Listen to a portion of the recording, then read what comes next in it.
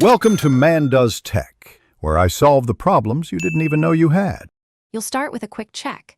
Make sure Roblox Studio is closed after saving work, because some settings change only on restart.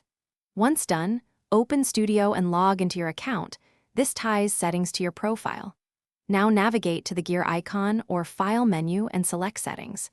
You're beginning the live change. This is where language controls live, so proceed directly to Interface Options to prepare for the switch. You're in the Interface tab. Locate the language dropdown and click to reveal options. Choose your desired language. Options include variants such as English, UK versus English, US, so pick the one matching your spelling or regional needs.